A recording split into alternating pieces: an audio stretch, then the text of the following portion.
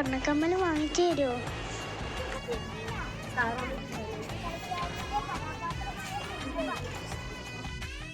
ഞാൻ ബഷീറിന്റെ കഥാപാത്രമായ സാരഥി. ബഷീർ കഥാപാത്രമായ ആനവാരിൽ രാമൻ നായരാണ്. ഞാൻ ബഷീറിന്റെ കഥാപാത്രമായ പാത്തുമ്മയാണ്. എൻ്റെ എഴുത്തുകൾ വായിച്ച് ഏറ്റവും കൂടുതൽ ചിരിച്ചത് ഞാനായിരിക്കും, കരഞ്ഞതും ഞാനായിരിക്കും. കാരണം അതൊക്കെയും എൻ്റെ അനുഭവങ്ങളായിരുന്നു.